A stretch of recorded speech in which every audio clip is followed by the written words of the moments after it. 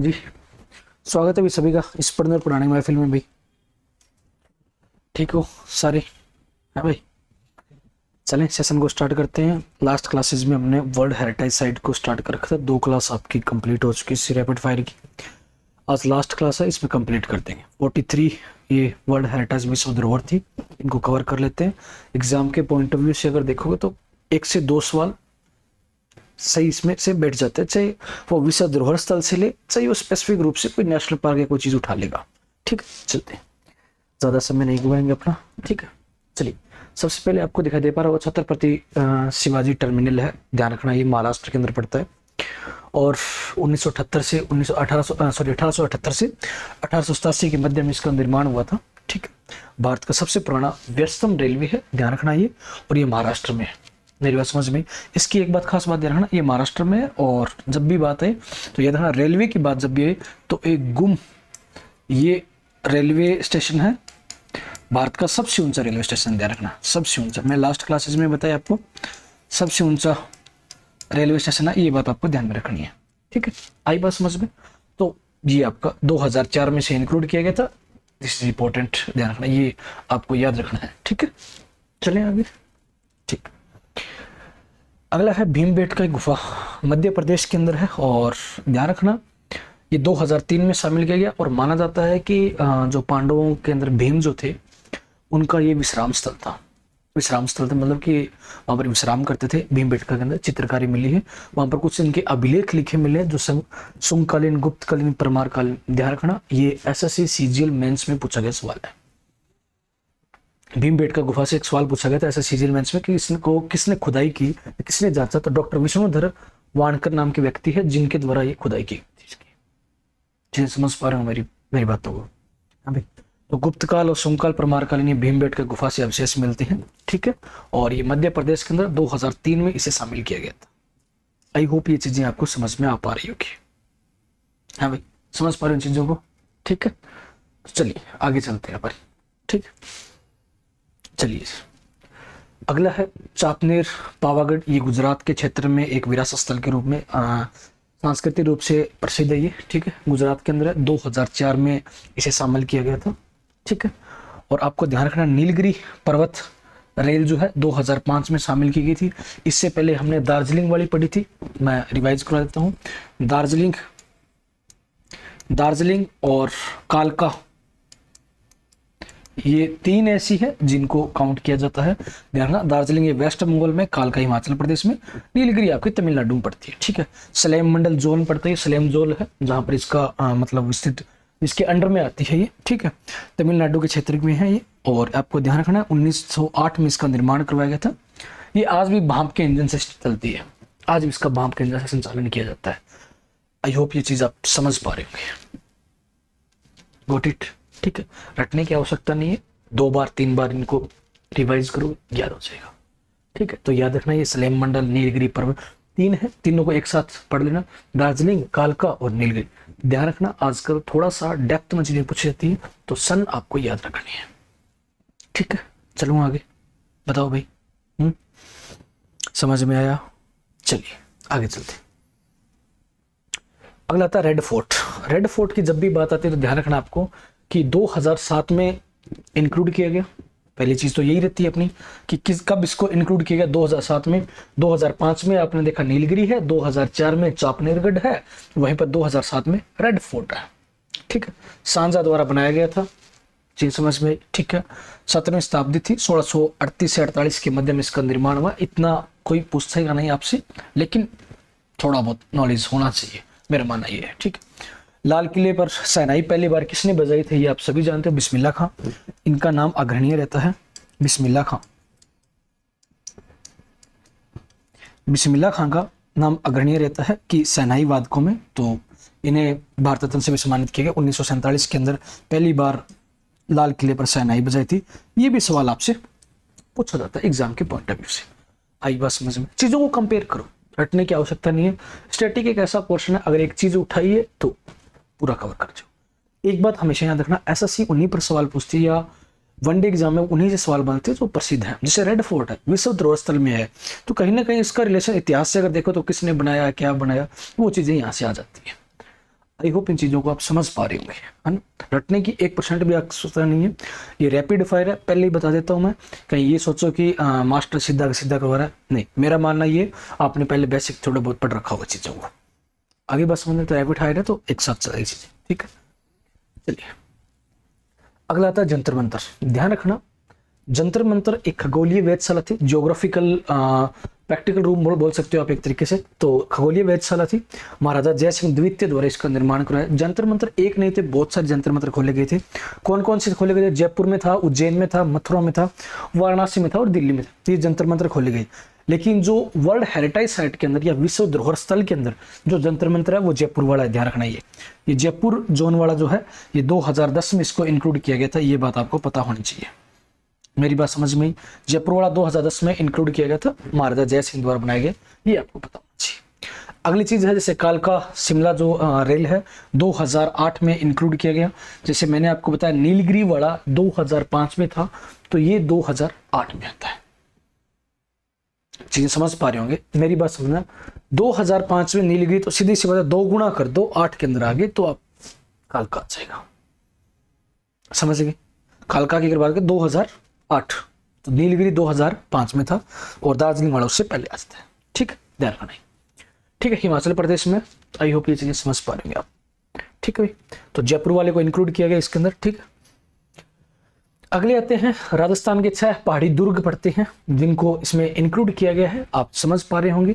और प्रसिद्ध पहाड़ी दुर्ग है ये, ध्यान रखना ये चीज, ठीक है भाई।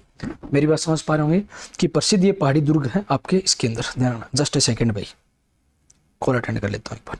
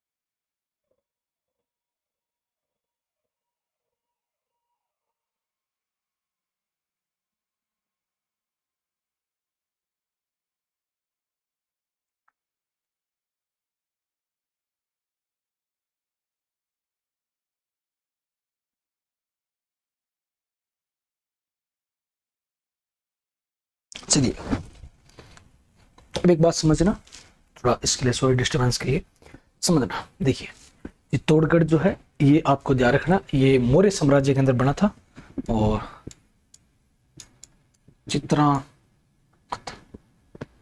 चित्रांगद नाम का एक शासक था जिसके द्वारा ये बनाया गया था। ये मेवाड़ की राजधानी भी था, तो ध्यान रखना ये मेवाड़ की राजधानी रहा, मेवाड़ की राजधानी, ठीक। रणथंबोर इंपॉर्टेंट है, ध्यान रखना, ठीक है। जैसलमेर, कुंभलगढ़, आंबर और गागरोन, ये सारे के सारे इंपॉर्टेंट है, ध्यान रखना। ये इनके लिए युद्ध भी बहुत बार हुए हैं, तो आपको समझना है। चित्तौड़, रणथंबोर, जैसलमेर, कुंभलगढ़, आंबर और गागरोन, ये आपको ध्यान रखना। ये सारे के सारे क्या है, वर्ल्ड हेरिटेज साइट्स के अंदर इंक्लूड किए गए हैं, विश्व धरोहर स्थल के अंदर आते हैं, ठीक है। चले आगे। देखो एग्जामिनर आपसे कभी भी अपेक्षा नहीं करेगा कि आप इनको डेप्थ में जाकर पढ़ो, बस इतना पता होना चाहिए कहां पर है। तो याद रखना 2013 में, और ये राजस्थान के अंदर 6 पहाड़ी दुर्गों के अंदर आते हैं, ठीक है। चलिए हाँ, अगला आता है रानी की बावड़ी। अभी यहां तक चीजें आई होप आप समझ पाए होंगे, ठीक है भाई। देखिए जब मैं रानी की बावड़ी की बात करूंगा तो रानी की बावड़ी जो है ये गुजरात के अंदर पड़ती है। एक्चुअल में बावड़ी होती क्या है, समझना इस बात को। बावड़ी एक फ्रेश वाटर पीने का पानी के लिए बनाई गई थी, पीने के पानी के लिए, पानी के लिए रानियों के द्वारा बनाई जाती थी या रानियों की याद में बनाई जाती थी। जो रानियां थी उनकी याद में बनाई जाती थी, ये चीज याद रखना है। तो ये फ्रेश वाटर लेक थी अपने आप में, ठीक है। 2014 में रानी की बावड़ी पड़ती है गुजरात के अंदर, इसको इसके अंदर इंक्लूड किया गया, ये आपको ध्यान में रखना है। ठीक है, आई होप आप समझ पा रहे होंगे। 2016 में अगला जो आता है आपका वो आता है चंडीगढ़। ठीक है, 2014 आपको समझ में आ गया होगा। अगला समझना है कि 2016 के अंदर चंडीगढ़ जो है इसको इंक्लूड किया गया था, ध्यान रखना ये। अब इस बात को समझना है, चंडीगढ़ को इसके अंदर इंक्लूड किया गया किसके द्वारा? ली कार्बोजियस, ये इसके वास्तुकार थे। कौन थे इसके? ये वास्तुकार। सिंपल सी बात कहूं तो जिन्होंने इसकी स्ट्रक्चर तैयार की, चंडीगढ़ कैसा होगा, किस प्रकार का होगा, जो इसकी जो स्ट्रक्चर तैयार करने वाले वो थे ली कार्बोजियस थे, ध्यान रखना ये बात। ठीक है, और किसके कहने, ये कहाँ के रहने वाले थे? ये निवासी थे आपके फ्रांस के। तो कहाँ के निवासी थे? ये फ्रांस के थे। मैं इसलिए पहले लिख के लाया हूं आपका टाइम बच सके। ठीक है, तो फ्रांस के रहने वाले थे, ध्यान रखना ये बात। एक चीज ध्यान रखना, चंडीगढ़ के अंदर कभी सेक्टर 13 नहीं है। कौन सा सेक्टर नहीं? सेक्टर 13 कभी नहीं आता। ठीक है, तो याद रखना सेक्टर 13 नहीं है इसमें, सेक्टर 13 नहीं है। मेरी बात समझ में आई भाई? आई होप इन चीजों को समझ पा रहे होंगे। सेक्टर 13 कभी चंडीगढ़ में नहीं है। ठीक है, क्योंकि ये 13 नंबर संख्या को अशुभ मानते थे। ठीक है, तो अशुभ मानते थे 13 नंबर संख्या को, इसलिए ये नहीं है। और किसके कहने पर ये? तो याद रखना पंडित जवाहरलाल नेहरू के कहने पर ये स्ट्रक्चर तैयार की गई है।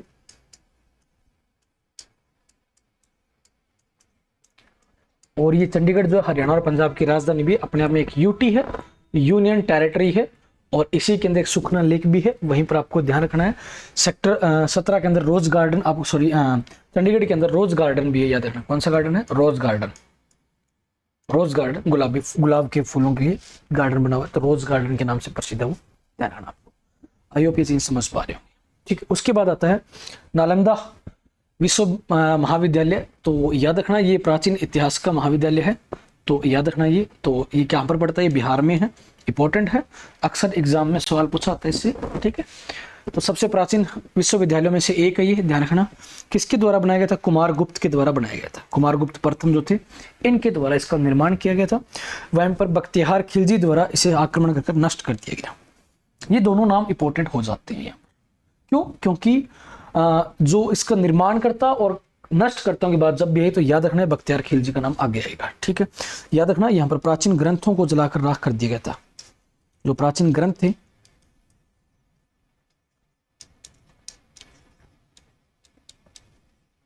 जलाकर राख कर दिया गया। आरी बात सुनो, तो प्राचीन ग्रंथों को जलाकर राख करने का काम जो किया वो बख्तियार खिलजी ने किया था। आगे बात समझ। तो ये चीजें एग्जाम में ऐसे पूछे जाए, किसने आक्रमण किया, किसने इसका निर्माण करवाया था, कहां पर है ये। ठीक है, और क्योंकि आप सभी जानते हो ये अपने आप में विश्व धरोहर स्थल में, तो ये अक्सर एग्जाम में सवाल पूछे जाएंगे इससे। ठीक है भाई, चीजें समझ में आई? बताओ हाँ या ना, बताओ भाई हाँ या ना। ठीक है, ध्यान रखना ये 2016 में इंक्लूड किया गया था इसमें, तो ये मैंने यहाँ पर मेंशन नहीं किया पहले।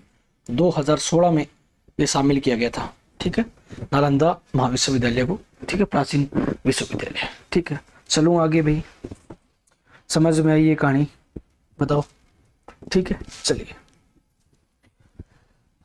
अगला आता है विक्टोरिया गोथिक, मुंबई के अंदर है। 2018 के अंदर इसे इंक्लूड किया गया था।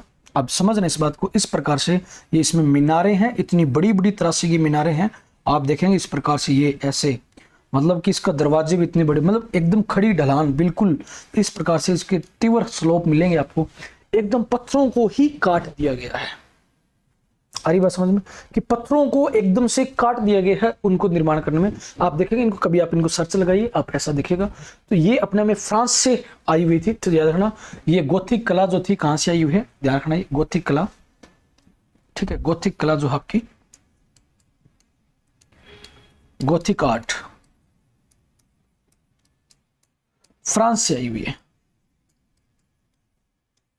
आई होप चीजें समझ पा रहे होंगे। ठीक है, तो फ्रांस से आई हुई ये बात आपको समझनी है। ठीक है, 2018 में इसमें इंक्लूड किया। जयपुर 2019 में इंक्लूड किया गया था, और ये राजस्थान की राजधानी भी है। ध्यान रखना ये राजस्थान की राजधानी है, मैं आपको यहाँ लिख देता हूँ राजधानी। बताने की आवश्यकता भी नहीं है, आप जानते भी हो, ठीक है। इसे गुलाबी नगरी कहते हैं क्योंकि इसमें गुलाबी पत्थर के लिए रूप में जानी जाती है, तो याद रखना इसे गुलाबी पत्थर पाए जाते हैं इसमें, तो इसलिए इसे गुलाबी नगरी कहते हैं, ठीक है। तो गुलाबी पत्थर के रूप में जानी जाती है, इसलिए इसे गुलाबी नगरी कहा जाता है। 2019 में इसे इंक्लूड किया गया था, ठीक है भाई, समझ में ये चीजें। उसके बाद आता है अहमदाबाद, 2017 में ऐतिहासिक सिटी है। 2017 में देखो 2019, 2018, आप 2017 स्टार्ट करो, 17 में अहमदाबाद। अब एक चीज ध्यान रखना, मैंने सभी को एक साथ आप देखेंगे, वो भी राजधानी है, ये भी राजधानी एक तरीके से पुरानी राजधानी। तो अहमदाबाद आपको ध्यान रखना, गुजरात, जयपुर राजस्थान, दोनों पास पास में, एक 2017 में, एक 2019 में, ठीक है। ऐतिहासिक राज शहर है ये भी, गुजरात भी, ठीक है। और राजस्थान का आप समझ गए पिक सिटी को, मेरी बात समझ में।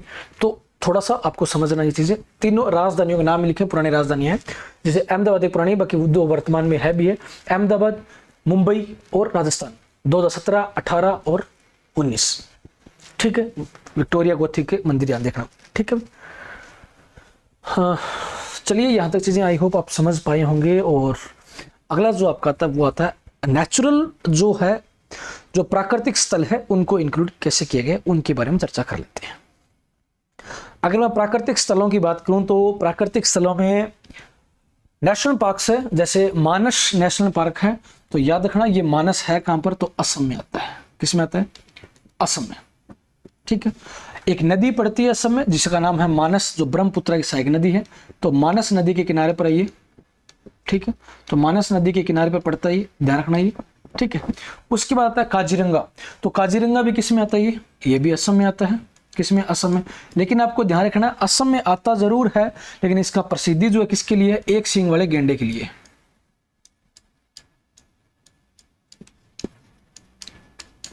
तो एक सींग वाले जो गेंडे पाए जाएंगे वो किस में पाए जाते हैं? तो काजीरंगा में, ठीक है। तो काजीरंगा में एक सींग वाले गेंडे पाए जाते हैं, ये बात आपको समझने। केवलादेव घाना जो है ये आपका राजस्थान में पड़ता है। किसमें? राजस्थान में। और राजस्थान में कहां पड़ता है? ये भरतपुर में, याद रखना। किसमें? भरतपुर में, ठीक है। तो राजस्थान के भरतपुर डिस्ट्रिक्ट के अंदर ये पड़ता है, याद रखना ये चीज, ठीक है। अगला आता है सुंदरवन नेशनल पार्क है, 1987 के अंदर इसकी स्थापना होती है, सॉरी इंक्लूड किया जाता है, ये 1985 में थे। ये सुंदरवन जो आपका कहां पड़ता है? पश्चिम बंगाल में, ठीक है। आ रही बात समझ में? सुंदरवन डेल्टा भी है, ध्यान रखना। एक यहां पर पश्चिम बंगाल में एक नेशनल पार्क और लिखना चाहो तो लिख दो, बुक्सा, ये इंक्लूड नहीं है, ध्यान रखना। बुक्सा, बुक्सा नेशनल पार्क पड़ता है, टाइगर रिजर्व भी है वेस्ट बंगाल के अंदर, ध्यान रखना। ये नंदा देवी और फुल्लों की घाटी, दोनों के दोनों उत्तराखंड के अंदर है, मैं यहां लिख देता हूं उत्तराखंड, ठीक है। दोनों के दोनों किस में है? उत्तराखंड में, ध्यान रखना। ये 1988 में इंक्लूड किया गया था, 1988 में इसे इंक्लूड किया गया था, जबकि फूलों की घाटी को 2005 में इंक्लूड किया गया था, यूके के अंदर। रटने की आवश्यकता है ही नहीं, सिर्फ रिवीजन करो। नोट्स आपको एक टेलीग्राम चैनल है मेरा, उस पर जाकर आप मिल जाएगा। मैं टेलीग्राम चैनल का नाम भी देता हूं, जीएस विद टाक सर। ये डॉट मत लगाना, इस टेलीग्राम चैनल पर जाना, यहां पर आपको एज इट इज ये पीडीएफ मिल जाएगी आपको, ठीक है, रैपिड फायर के नाम से, ठीक है। कंचनजंगा पड़ता है 2016 के अंदर, और ये कंचनजंगा जो आपका कहां पड़ता है? ये है सिक्किम में। किसमें है? सिक्किम राज्य में। और सिक्किम में है तो याद रखना ये भारत की दूसरी सबसे ऊंची चोटी भी मानी जाती है यहाँ पर, और जिसकी हाइट लगभग 85 मीटर के अंदर है। तो कंचनजंगा 2016 में इंक्लूड किया गया, ये नेचुरल है, आपको ध्यान रखना ये। और ये सिक्किम के अंदर है, ध्यान रखना। कंचनजंगा एक चोटी भी है हिमालय की, जो भारत की दूसरी सबसे ऊंची चोटी है। अगर स्वतंत्र भारत की पूछी जाए तो सबसे ऊंची चोटी कंचनजंगा ही पड़ती है, 85 मीटर के करीब इसकी हाइट रहती है, ठीक है। और वैसे अगर पूछा जाए तो K2 भारत की सबसे ऊंची चोटी है। आई होप इन चीजों को आप समझ पाए होंगे, मेरी बातें आप समझ पा रहे होंगे। बोलो हाँ या ना, बताओ चीजें समझ में आई कि नहीं? पहले ये बताओ मेरे को, है भाई चीजें समझ में आई कि नहीं? आ गई, ठीक है भाई। चलूँ आगे? हैं भाई, चलूँ आगे क्या? ठीक है, ठीक है भाई। आपसे एग्जाम में जैसे कोई चीज अगर एक बार पूछी जाती है तो अक्सर एसएससी या प्री वनडे एग्जामिनेशन रिपीट करता है। जैसे मैंने आपको बताया था कि जैसे ये नीलगिरी वाला है, ये आपने जैसे पढ़ा ये चीज़ें, तो जैसे दार्जिलिंग है तो दार्जिलिंग 1999 में इंक्लूड किया गया था, आ रही बात समझ में। और उसके बाद नीलगिरी को, फिर कालका को इंक्लूड किया गया था। ये चीज़ें आपको सीक्वेंस में याद रखनी है, 2-3 बार इनको अगर लिखोगे तो ये चीज़ें याद हो जाएगी, ठीक है। ये 2-3 बार लिखो, याद हो जाएगी, ध्यान रखना ये, ठीक है। तो भीमबेटका की गुफा वाला ये सीजीएल मेंस में पूछ लिया गया था, ध्यान रखना। सीजीएल मेंस में ये सवाल पूछा गया था, और कब पूछा गया? 2024 के सीजीएल मेंस में, ध्यान रखना। और जब पूछा गया वो नाम क्या था? डॉक्टर विष्णुधर वाणेकर के नाम पर पूछा गया था। आगे बस समझ में, चीज़ समझ पा रहे होंगे, ठीक है। तो आज के लिए इतना काफ़ी। क्लास को, सेशन को लाइक शेयर जरूर किया करो, अगर आपको अच्छा लगे तो भी, अगर बुरा लगे तो भी। अगर ऐसा लगता है कि कंटेंट में दिक्कत है जरूर बताओ आप, ठीक है। अगर अच्छा लगे तो शेयर जरूर किया करो, आप लोग ही मेरा मोटिवेशन हो, और कोई मोटिवेशन नहीं है। आप जितना ज़्यादा शेयर करोगे उतना ज़्यादा ही मैं कंटेंट प्रोवाइड करूँगा आपको, क्योंकि मैं कंटेंट को, यूट्यूब की वीडियो को देखता रहता हूँ कि कितने लोगों ने व्यूज आए हैं या कितने लोगों ने इसको देखा है। तो चैनल को सब्सक्राइब करवाया करो, ज़्यादा से ज़्यादा। नया इनोवेशन है, धीरे धीरे चीज़ें आपको अच्छी ही मिलेगी, डेली का डेली कुछ ना कुछ अच्छा मिलेगा। आज हमने रैपिड फायर में विरासत सूची कंप्लीट की, अगला कोई नए टॉपिक आपको मिल जाएगा तो रैपिड फायर के अंदर मिलेगा। इनको पढ़ लो, इतना पढ़ लो, बहुत है, बहुत है। मैं बोलता हूँ स्टैटिक के मामले से सारा स्टैटिक यूट्यूब पर करा दूंगा आपको, ऐसा, ठीक है। फ्री ऑफ कॉस्ट रहेगा बिल्कुल ये चीज़ें। टेलीग्राम चैनल ज्वाइन कर लेना, वहाँ पर आपको चीज़ें मिल जाएगी, ठीक है भाई। तो आज के लिए इतना काफ़ी। जय हिंद, जय भारत, धन्यवाद भाई।